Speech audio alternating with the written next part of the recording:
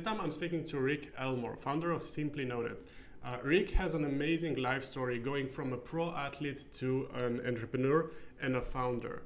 He's building Simply Noted, with which he's using robots and AI to build handcrafted notes that you can send to prospects or clients, creating that magic touch that helps you sell more. What is interesting about this is that he's running a software, hardware, and an AI company all in one. So obviously I had to know which one's the most difficult to build. Hi, Rick. So as I said in the intro, you went from NFL to sales to bootstrapping a SaaS. So how does that happen? Like, it sounds like such an amazing story. Take us through it. Like Sure. how take us a bit, like give us a bit of a background. Absolutely. Yeah, I'm happy to kind of like start from the very beginning. When I was 7 years old, I kind of had my I guess what I would call my childhood tragedy, my childhood tragedy. My father passed away, so what my mom did was kept us busy and got us in sports, and I just really fell in love with being an athlete. I loved being out on the field, the court, being with my friends, competing. But I kind of found out, around 9, 10 years old. I was like I fell in love with football. I had that, anger from losing my dad, and I had a sport where I can go hit people and not get in trouble. And it just really blended well with like my personality. I'm a big kid. I was a big kid. I'm a big person. I'm 6'5", 250 pounds. And just really kind of like just fell in love with the sport. But yeah, had a good high school career, got a scholarship to the University of Arizona. I was a 3-year starter. I led the Pac-10 and stat categories for my junior and senior year, and then was drafted in the National Football League. But I didn't have like the lifestyle rich and famous career like most people like think you do when you go to like a professional athlete. Actually, the National Football League, NFL, is the only professional sport, at least when I played, where your money's not guaranteed. So you're only guaranteed like the money up to the day you played. So I always tell people I actually made more money in the first 3 years of my corporate career than I did 3 years of being in the NFL. It's Interesting. like it never made sense, but yeah, when I got done, I kind of had like this identity crisis, at 24 years old, and I just kind of looked around and saw what other people were doing, and everybody got into sales, like corporate medical sales, and I really just took everything that I was good at as an athlete, all the transferable skills, like the drive, the perseverance, the competitiveness, the teamwork, all that stuff that made me like successful as an athlete, and just applied it to my corporate career. And had a lot of success there as well as a top 1% or top 5 sales rep in the company for 5 years in a row. But I just wasn't happy. Like I didn't see that was like where I was supposed to be. I knew there was just something else out there for me. And I think a lot of people feel that as well. And how you solve that problem is what you're seeking will find you within your journey. And I just kept looking and I kept trying new things. So I went back and actually did my MBA in 2017. And that scared the hell out of me. Because I didn't really like traditional school. My undergrad and high school was like horrible. You just studied to remember things and then just take a test. Versus what I realized going back and doing my MBA was that I was actually interested in the subject I was learning. So I became like fascinated with it and obsessed with it. And this is where like my life changed forever. And I was a year into my marketing class, or a year into my MBA, and I was in a marketing class. And I had a marketing professor in the 3.5 hour long lecture with, a sentence that just changed everything. He was going through all the success rates in marketing. Everything was super nominal, like super low. Direct mail, cold calling, email, like 8%, 12%, 2%, 1%, like all like not exciting numbers.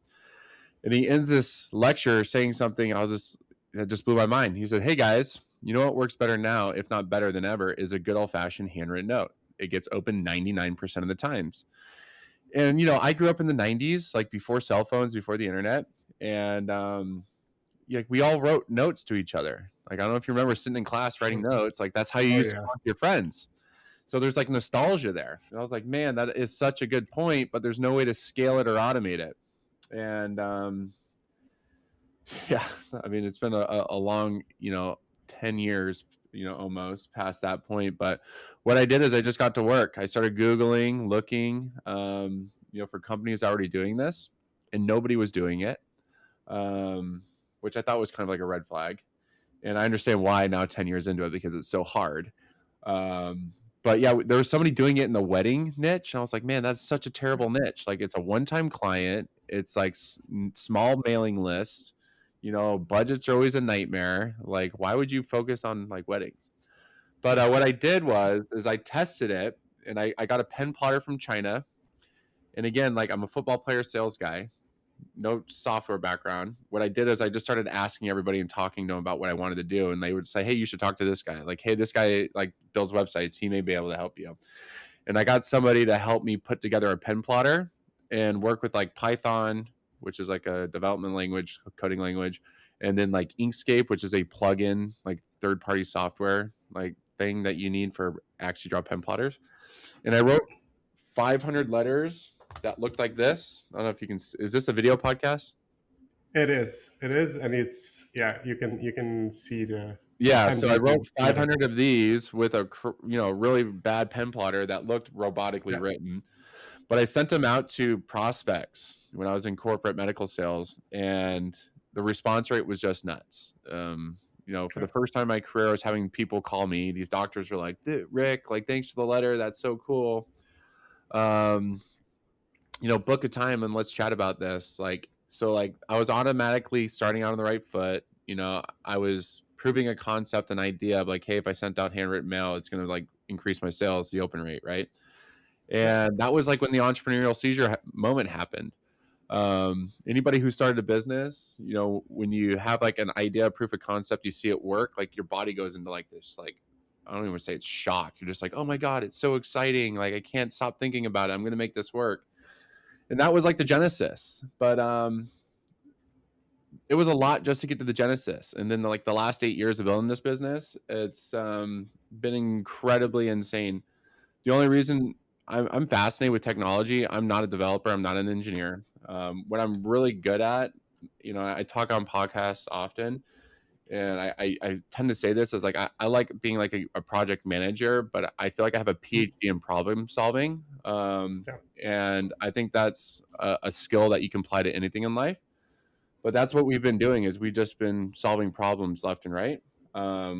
We've created a automated handwritten robot. It's our own technology. We have 9 patents on it. We have 220 custom built handwriting robots. We've done it completely bootstrapped, so all customer funded. I've had to build API, like APIs and like tech so it can be open for other platforms to use it. We built Shopify integrations, Zapier integrations. I project managed all this stuff. It's just been wild. And the only reason that we've been able to do it is just because we just keep looking for people to help us solve our problems, and that there's a way to do that. And I can kind of share how I did that. But that's the only way. I've just been able to project manage a tech business and find the right people, get them in the right seats to help me solve the right problems, if that makes sense. Nice. So what's fascinating about this, and like I've really noted like a few points, but let's start with this, right? Because it's difficult enough to build a business. Like you said, it's problem solving from day one. It's like things on fire, things in the office on fire. It's sales problems, people problems, marketing problems. It's basically, as a founder, bootstrapping one business is difficult enough. You're basically doing 3 businesses at the same time, right? Because you have a hardware company in the robots, you have a SaaS platform, and you have like a direct mail business, and now you're including AI, and we'll get to that later. But now you're including AI into that, if I understood correctly. So how does it work? Like, take us a bit through, what Simply Noted does. How does it work? And like, I'm fascinated by understanding just like which of the 3 is the most difficult one. Is it the hardware part? Is it the software part? And how do you solve all that? I think they're all challenging in different ways. The hardware has definitely been the hardest thing because we didn't have like a complete picture of what we needed. The picture just keeps evolving because the product keeps evolving. But the good thing is we control our technology, we control the robots, we control the software, so we can evolve. And that was one of the reasons why we wanted to build our own technology, because these off-the-shelf solutions were not scalable. they weren't open source, so you can go in there and do whatever you want and create your own product. They had hardware limitations. And we begged and pleaded with these companies, like, hey, this is what we're doing. This is what we're trying to do. And I get it. They're like, oh, you guys are a tiny, small startup company. They didn't take us serious. So we just got tired of like dealing with these, off the shelf solutions that wouldn't take us serious. And then we just completely, zigged and went this way and created our own. But the hardware has been a insane nightmare. There's industrial design, there's mechanical engineering, software engineering, electrical engineering. We've had to redo our electrical engineering twice because if your electrical engineering is done wrong or your boards are done wrong, you're going to have like motor issues. You're going to have power issues. And that's, if you have power issues, like that creates, instability in the motors being driven. And if they're not in sync, like they're going to bind or they're not going to fire correctly, it's going to be off. The writing won't look right. So yeah, it's really been in like an iterative process, but building a website, that was hard because it wasn't just like a Shopify website. We had to like build in logic. We had to use third-party databases. We had to upload fonts. We had to do previews. We had to do custom checkouts. We had to do custom billing.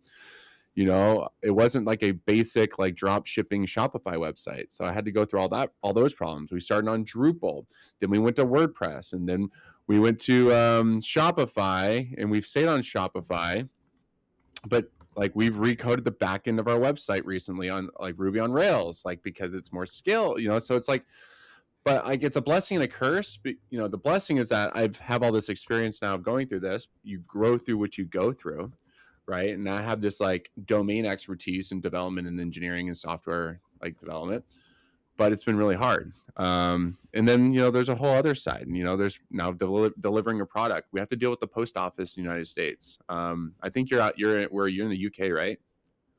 I'm in Slovenia, yeah, Central Europe. So I don't know, is it the post office there? Like, what do they call it? Yeah, it's a post office, yeah. Yeah, so it's like the post office here in the United States, it's like it's so unreliable. Like a letter can take like 2 days to get to where the location, or it can take 2 weeks. So like now we have to deal with our clients being upset at us for something we don't control, So it's like it's been an interesting I say I picked the hardest business in the world to start first. And I'm excited for whatever is in the future because of just all this like experience I've gained. But yeah, I've definitely fell in love with the process of building a business. I think if you start a business, I feel like I have 3 or 4 40-year corporate careers in the last 8 years of just all the experience and the problems I needed to solve. But yeah, I think you just got to compartmentalize your problems. You got to understand conceptually how they work together, but like you got to have somebody who helps you solve your engineering problems. You got to have somebody help you solve your software problems. You got to have somebody, to help you solve your marketing problems, your sales problems. You can't do it all. And you learn that as you start trying to scale a business. Yeah. So what are you like? What's your ICP now? What's your typical use case? Who are the companies that you serve? Where did you, because you said like, weddings are such a, stupid niche to focus on. Where are you focusing on? Is it sales? We in the early days, we would work with anybody who'd give us money, just because we needed money to get in the door or just to pay for stuff. But we are trying to be more like B2B focused, like work with businesses who have like systems in place, budgets in place, customers, or they have like an ICP and they're trying to grow their business. But like the no-brainers in our industry are like real estate, B2B SaaS, political, nonprofit, and then any relationship driven sale. So you think of like financial services, you think of like I even say dentistry because there's just so many dentists, right? Like think about it, there's probably like 9 dentists within like 2 square miles of like any metropolitan area, right? So it's like, how can I stand out and maintain that relationship to increase lifetime value, increase referrals, increase reviews, and grow my business in a different way versus just like going through Google ads and search, right? So yeah, I'd say the best 2 ways people use us are like through like client relationships, building relationships, CX, and then like direct mail for like client acquisition, just because the open rate's so high and the mailboxes are empty, in 2026. Yep. Got it. And that makes a lot of sense. I've like me working in positioning, obviously, like I see how difficult it is, and it's getting like more and more difficult, I think, to stand out. And I think like and we might as well get into that.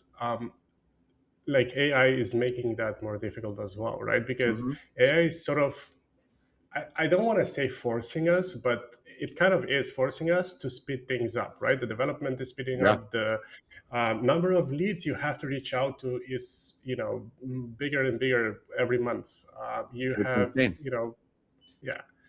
And so you sort of have this, like, you sort of have this, you're sort of in between, right? You, on the one hand, you have this nostalgic part of the software that's basically like you're doing handwritten notes. So that means that, this is like something, as you said, like we did in the 90s, Yep. versus like the AI part of the company and the AI part of, in the robotics part of the company. So how do you see that? Like, how does that play into your company? How do you So see the tension between AI and sort of nostalgia? yeah, I mean, it's a great question. I'm actually all in on AI. We have 3 SDR agents living on a Mac Mini right here in my office that is hooked up to my HubSpot, my Go High Level, Outlook, LinkedIn, and then the internet. And its only job is to, as new leads come in, because we're a high traffic website, we get 30 to 50,000 like new visitors to our website every single month. Um, their only job is to follow up with new contacts and book meetings for our account executives. So like AI and AI agents are here to stay. I feel like it's a tsunami that nobody's ready for. We actually hosted an event here in our facility with 45 people last night talking about AI automation, like how it's going to change business. So like I'm all in there, but I think people need to think about how are they going to keep the human in the loop or keep that human to human connection in business? Because like you were saying earlier, I'm a sales marketing lead generation guy. So like I understand cold email. I mean, I live in cold email. We send over 55,000 individual cold emails a day. So I manage 4,200 inboxes across I don't even know how many domains. So I have 4,200 inboxes sending anywhere between like 8 to 25 emails a day per an inbox, doing cold email to do lead generation because you just have to do that. Like the volume you have to do to stay like in front of people for those types of like outbound is insane. Which again, like there is a place for this, but you can't send this. I can't send 50,000 of these a day. It's too expensive, right? But like I would send this to my entire client list once a quarter, right, to try to re-engage them. But I can email them every single day. But I think AI is moving from automation was like sequential or like step by step, and now more like agentic towards actually making decisions and taking actions based on what the best next step should be versus like, hey, when someone signs up, send them these 3 emails in a row with 1 day delays between them. Like that's not automation anymore. Like that's what automation was the last 25 years. Automation is like, hey, I have an agent that has a markdown file, with all this knowledge base, with connections to all these tools, and ingest all this information. It can look at complete email histories, complete transcripts from every single phone call that's embedded in your CRM, understand it, ingest it, and then respond intelligently, not like with a basic LLM, like, simple response. So I really think people need to pay attention to it. It is going to revolutionize business, and the businesses who stay ahead of it and adapted early are going to benefit the most. And I think like 5 years from now, like the later adapters are going to just going to be in that constant catch up, So it's like, what side do you want to be on? Do you want to be like an early adopter and like grow through the pain of adopting early, or be like a late adopter and going through the pain of trying to like keep up? I would always be like, I want to be in front of everything and learn so I don't have to play keep up, if that makes sense, or catch up. It does, and it, like, honestly, like and like AI had me torn, because in the beginning I was all about like I really don't like AI and all of the scale that comes with it. Like you mentioned, like 50,000 emails a day, etc., etc. They make me, like, those numbers make me want to throw my phone Yeah. into the sea and just live on an island without a ever seeing or hearing about marketing again. But like in the last year or so, I became an AI believer, if you want, or whatever, because I saw, I installed Claude on my desktop. I gave it access to my files, to to my computers, to tools that I use, etc. And I saw that there is no way that you can compete with that scale, No, right? you can't. So it's either adapt, or you're gonna be lagging behind. Speaking of that, what's something that worked really well for you as a sort of as a growth lever? Obviously it's a marketing podcast. We're talking about GTM So and AI. So what worked really really well, or something yeah, that worked unexpectedly well? I love this is I could talk about what I love doing. I consult for lead generation, automation, and PR, because I think every business needs it, and most people don't. I mean, I'm still learning, but like the more you dive into the weeds of like how all these systems work, um, the more the further you go down, the more you understand it, like the better it gets. And I think most people want to, like, they stay like at a 50,000 foot overview, like, oh, I know what cold email is, but they don't actually understand what cold email is. Like they know it, but they don't understand it. Like, I wish I would have started cold email earlier, but it took me like months to actually like learn it and absorb it, probably years actually, because I've been doing it for so long. But I started early on, because we were bootstrapped. Like I focused on evergreen marketing strategies, like stuff. If I was going to spend $100 today, like I knew that it had potential to keep driving leads in the future versus like going Google ads. Like I knew we were like a non-mature product and we were still like developing. So I didn't want to like waste all my money on ads for people I would never get back.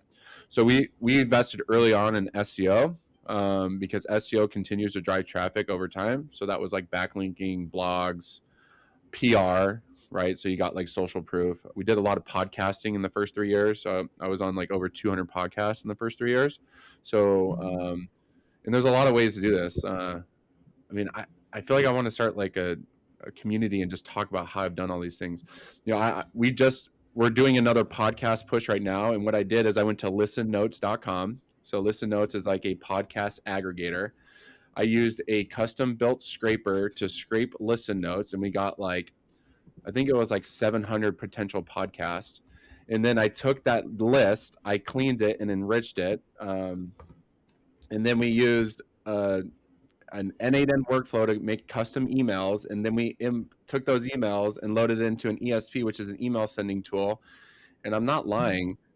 We sent out like 700 plus emails and we booked over 300 podcasts in like 10 days. Oh, And I'm telling you, like, nice. this is like stuff you would pay a podcasting agency $100,000 to what I just did for like $150. Podcast booking agencies cost you like $500 an episode, $300 an episode. Like, but all this knowledge that I've learned of scraping and data aggregation and how to enrich and how to use systems and how to do cold email and do cold email better, right? If you want to do cold email better, you got to understand the infrastructure of cold email. You got to understand IPs, domains, DNS records, like monitoring, swapping IPs. Like if you understand that, your delivery goes through the roof, but it's always changing. So I have a virtual assistant who helps me monitor my IPs and make sure our domain health stays healthy, so we reach the inbox as much as possible. So yeah, I mean, there's a lot that goes into it, but yeah, I started with blogging, SEO, podcast. We went into ads probably around like year 5, but I would say like cold email, and direct mail. So like our own product, we only target like our clients. Like, so we have like a list of like 130,000 people who've signed up over 8 years. And we'll go through it and we'll enrich it and see like who's our best opportunities, and then we'll like retarget them with direct mail. High open rate, they know who we are, right? So that usually converts really high. But yeah, cold email and direct mail have been our highest ROI channels by far. And then SEO is just something that you have to invest in. It's just, if you're a business and you want to scale like to 7 figures, 8 figures, you just have to invest in it. It's Google's God. Even Yeah. Mhm. Yeah. Even as it's changing into the half of the SEO now, it's AI basically, right? So even as it's changing, how do you see that playing out in the next few So years? it's changing, but it's still, what do they call it? AEO, agentic engine optimization. I forget what they call it, but it's still SEO, but it's for AI like search. And how Yeah. that's happening, and this is again why we're doing more podcasts. Um, they want to see relevancy. They don't just want to see backlinks, right? Backlinks matter, and like page speed matters, and like how you do all like your SERP descriptions and all that stuff still matters. But they want to see like, if you're trying to rank for like, I live in Phoenix, Arizona. So if you're trying to rank for Phoenix, Arizona plumber, they want to look for, other types of features or reviews that says, hey, this is the best Phoenix, Arizona plumber. Or in a podcast like Plumbers of Arizona, right? They want to find more relevancy across different platforms to get pushed even higher in these AI like search engines. But all the other stuff still matters. Like you still got to do backlinks, you still got to post blogs. They're just not as significant as it was 5 years ago. But you just got to kind of shift your strategy. So that's why we're doing more podcasts now. We're asking our clients, hey, like when you do our reviews, will you mention these terms, like the terms we want to rank for? And we're still doing more PR. Like, like we want major media, like news outlets, like MSN.com, entrepreneur.com, to be using our key terms that we want in the article, in the H1 tag, in the URL, right? All this stuff that SEO looks for when it's crawling and trying to rank and make recommendations. Got it. And we've kind of touched on this, but you're mentioning what's your like at what scale are you now? Like 2 million ARR, if I understood correctly, ish. Yeah. I mean, we're And going between, around 2.5 million. Yeah. so, and we're talking about, Google Ads, SEO, sending out handwritten notes, massive cold email infrastructure, and so on.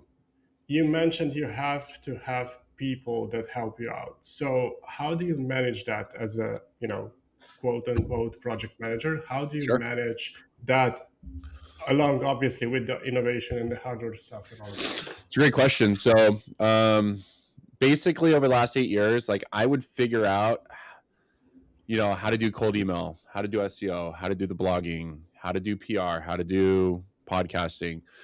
And through that discovery, well, let me go back further. I used to pay for a PR agency, but then I like would reverse engineer that what they're doing. I would like look at the articles that they would get us featured on, and then like see that they got that feature through like, a publication website where you pay to get featured, or like a press news website.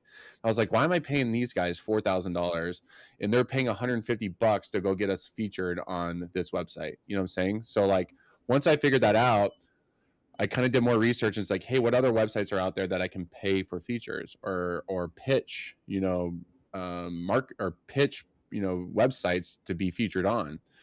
And I would create an SOP, so like a standard operating procedure, and then I would go to Upwork or Fiverr and just find somebody who can execute an SOP. And like I'd have to go through 2 or 3 people until somebody actually can be reliable to do it. So I have somebody who does that for backlinking.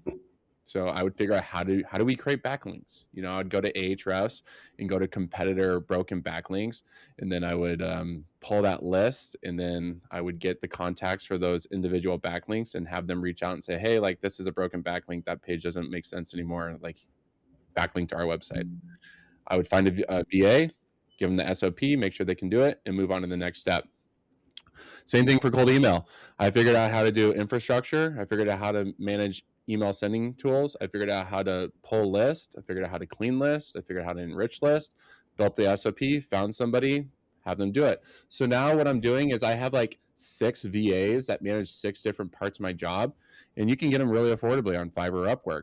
But now it's becoming so much, I'm trying to find somebody to manage my VAs, like because like it's like literally like killing me. But I now need to find somebody who can like be like a mile wide and an inch deep and kind of understand everything, So, but that's the evolution of business.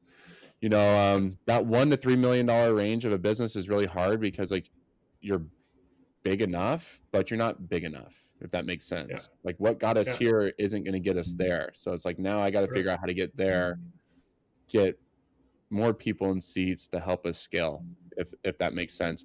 But if there's a will, there's a way. Get a PhD in solving problems, but you solve your problems by first looking at your problems and understanding your problems. You can't not understand your problem and expect somebody else to understand your problem and fix it. You have to obsess about it. You have to be like, this is causing me so much pain. This is preventing me from getting to my goal. I have to look at it, fully understand it, but I have to find someone to help me solve it. Like if you can't understand your own problem and you're trying to expect somebody to solve it for you, they're going to take advantage of you, charge you so much money, and you know, it's not going to help you. So yeah. Makes a lot of sense. So basically, learn it on your own, figure it out, create documentation or like processes around it, and then outsource it. How many projects do you do at the same time, for example? How many of these are you trying to figure out like at the same time in the company? So do you have Um, like SEO, PR, or whatever, or do you do one thing at a time? um, I don't. I mean, I feel like I'm wired differently. I feel like, you know, I dream about. I feel like I have vivid dreams about the things that I'm working on, but I'm thinking so intensely about it during the day, like it's impossible for me to not dream about it. I'm a consumer of info or information. I'll listen to podcasts or books just to try to pull out information. You know, I will hire consulting people to come in and try to help me solve a problem and then see how they're doing it and then see if I can just do it. But that's like the bootstrapped entrepreneur scrappy way of doing things. You know, I gave the example of the PR people. Like, I need to get PR. I have no idea where to start. So I'm going to hire a PR agency for 2 or 3 months and try to learn what they're doing and see if I can do it better at a higher scale, right? Because Mhm. you're hiring an agency. Like, think about it. Like, you hire a cold email agency, like, you're going to have like a $3,000 or $4,000 a month retainer. They can only give you so much time for that, but I'm sure they have a lot of knowledge. I'm like, hey, let me see what they're doing, see if I can learn it, and see how much more I can get for actually investing $3,000 into a cold email system versus a $3,000 retainer. Does that make sense? So it's like there's so many ways of doing that. Like hire an SEO agency and, you know, have a weekly update and say like, hey, what are you guys doing? Like, I need to see what you guys are doing. I need to understand what you guys are changing, and then reverse engineer it. Right. And I think that's like the scrappy way of like becoming like a, you know, a well-rounded entrepreneur. But at some point, you know, when your business gets big enough, like you just got to be removed from it and have the right people in the right seats. And we're just not there yet, because we're a direct mail business. The margins are tight, you know, so like we need to be like a 3 or 4 or $5 million a year business until I can have like true like VPs of marketing, VPs of operations, VPs of, you know, whatever, because those are high salary jobs, right? So until you get there, you got to be scrappy, build systems, have virtual assistants, affordable ways of doing it, and that's one way of doing it. Makes a lot of sense. You mentioned something about, and I'm kind of going back into sort of the GTM side of things a bit. You mentioned like you work with, or like in the beginning, you work with whoever would give you money, and then you're sort of like slowly started to pivot it towards like bigger companies so that you have repeat customers and all of that. Um, how did your sort of approach or like the funnel and everything else evolve with that? Is it like, do you have like a motion where I can, because on the website I saw you can basically, I could basically send out like a few handwritten notes through your software, but at the same time I could go in and do whatever 5,000.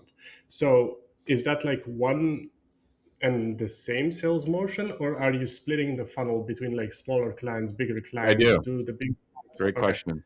Yeah. So we have BDRs, so business development reps, and I have AEs, account executives. Um, Anything that's under like $1,000 like invoice potential, it always gets like routed. You know, so like if you think of like automation logic, like we have all of our funnels built within N8N. So like when someone fills out a form, they get like throw down an N8N funnel, Yep. and depending on like what information was given to us, it gets routed down a certain path. And our BDRs will handle anything like under $5,000, and like you can get really creative with getting like sales support with, again, virtual assistants. You can look at like onlinejobs.ph and find like Philippine, like people in the Philippines to help. Virtual Latinos, you know, near shore, like here in the US. I mean, there's just tons of like ways to find like, hey, I need to pay more attention to like the big ticket item sales and then allow other people to handle like the smaller deals. But yeah, top of funnel, fill out a form, depending on how big it is, it gets routed down a certain flow. But we're automating text messages, we're automating Slack notifications, we're automating emails. I have an SDR AI agent now that's tracking all the engagement within our HubSpot and Go High Level to make sure nothing follows or falls through the cracks. And that's a really cool. It's a really cool technology because it's infinitely like upgradable. So like as you see problems, you just like in natural language prompt it like, hey, I need you to do this, and then it saves it to like its marked down memory file, and it won't forget the next time going forward. So think about like you have an SDR agent, right? That is infinitely scalable. I can put 12 of them on this Mac Mini, and it runs for $9 a month. So I like now I'm replacing what's an SDR 40, 50, 60,000 American dollars a year times 10. I'm going to save 600 grand a year for a Mac Mini that's going to cost me like $15 in electricity cost to run, and all of our large language models run natively, so like we use Olama, I think it's called Quen, we're using DeepSeek. Any heavy lifting, we'll use an API called Anthropic. I mean, it's game changing things, people. Like if you're not paying attention to it, like it's going to revolutionize your business. I promise you. It's not, it's not there to do your content on LinkedIn. I love that about, like, if you set up your systems, your AI systems correctly. I love that about AI, that you can just like, you can reshape the MD file. So for example, you want to add in a new offer, a new piece of context, a new whatever you want. You can just rewrite the MD file, and you have basically an upgraded employee, so to speak. I love that about AI. But like, what's something that's in the future that really excites you about this Simply Noted? Or you mentioned maybe like even something after Simply Noted, now that you have. I mean, I'm excited for. I feel like I don't want to like be overzealous and say like AI had its iPhone moment, but I feel like AI did just have a really big like moment, a couple months ago. I think it's going to revolutionize our business. It's going to make us more efficient, more profitable. We're going to be able to add more agents to help us, execute more tasks and get more done. But I think, at least I'm always talking in terms of the United States because that's where I live. But there's 30 million small businesses in the United States. Less than 7% of them reach it to 7 figures in revenue. And if you go to any business owner and you ask them what their problem is, like they want to grow and they don't know how to grow. And what's one way you can grow? More systems, better systems. Like you read any book, you go to any trade show, they're going to talk to you about building systems. That's how you're going to grow to a 9-figure business, more systems. What executes systems better than anything else?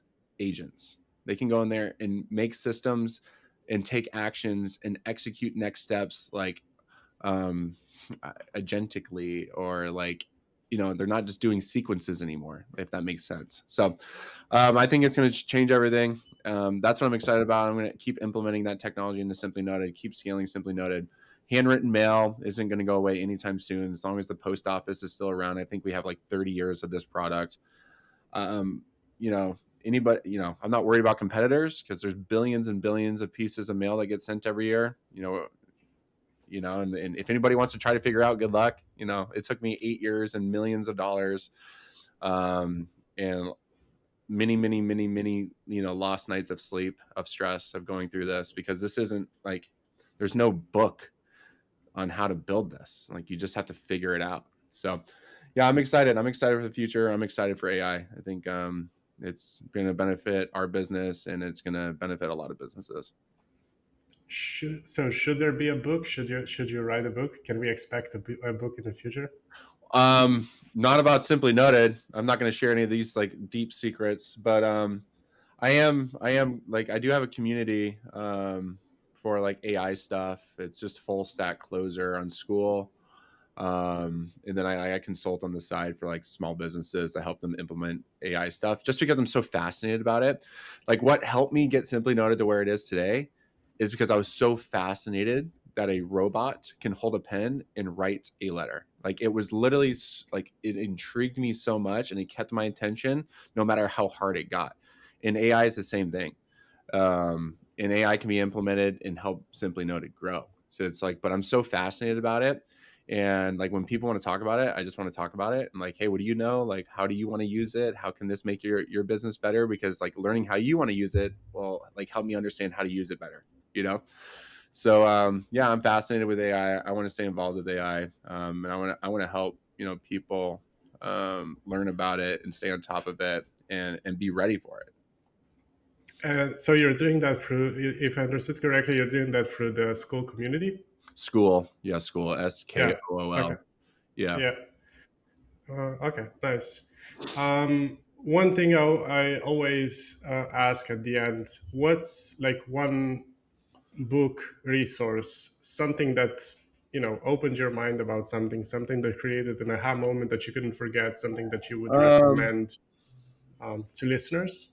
when I first got into sales, there was a great book, How to Win Friends and Influence People by Dale Carnegie. Yeah. I think that's a great book. I used to listen to it every year.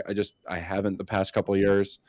The E Myth by Michael E. Gerber. That's a great book for any like young entrepreneur. It's really about getting out of your business because most business owners are owner operators. Like you do the everything, you know. So you get out of your business and then you work on your business. And working on your business is building systems and getting the right people in the right seats. And then like as your business gets a little bit older, there's a book called Traction, and it's about Mhm. like how to actually build those systems, how to make those steps, how to do the meetings, how to get the right people in the right seats. So there is no shortage of knowledge out there. I mean, there's tons of knowledge, but what's lacking is execution. 9 out of 10 people won't even get started. So like 9 out of 10 people True. listening to this won't even get started. And then out of those 1 out of 10 that actually take the first step, 9 out of 10 of those people won't last more than a year because they don't have the True. discipline. They don't have like, it's too painful. It's too hard. Like I want the comfort of a paycheck. So it's like, just get started, take steps, you grow through what you go through, stay disciplined, stay consistent. And like 2 or 3 years in, you're going to look back and like, oh my God, like, look what I've done. And, but you got to be passionate about it. If you're not passionate about it, you're not going to be able to get through it. So, and it can be anything. Like you can be passionate about coffee, right? And go start a coffee podcast, or go, start roasting your own coffee beans, or, coffee brand, whatever it is. Like if you're passionate about it, people will see it and they'll buy into your passion. And that's Right. what I think people see, when they come see Simply Noted. They see how passionate I am about it. Nice. Um, Excellent. That's all I have, Rick. Thank you. Share with us, like, where can listeners reach out to you? So simplynoted.com. Where can they, like, what's your channel? LinkedIn? Is it something else? Yeah, LinkedIn. Yeah, so yeah, just go to LinkedIn, look for Rick Elmore, just ELMORE. That's my like most active social media channel. And then I mean I do some consulting for AI stuff, but that's fullstackcloser.ai. But it's around like lead generation, AI automation, and like PR. It's just like the systems I've lived in for 8 years. So it's just like I'm doing it all here. I know businesses need it, so if they need help implementing it, I have no problem helping there. But yeah, those are the ways to get in touch. And thanks for having me. Sharing I appreciate it. sharing the knowledge. Thank you so much, Rick. It was an amazing and like a huge pleasure talking to you. So thank you so much for having been with me for the past 45 minutes. Thank you. Absolutely. Thanks for having me.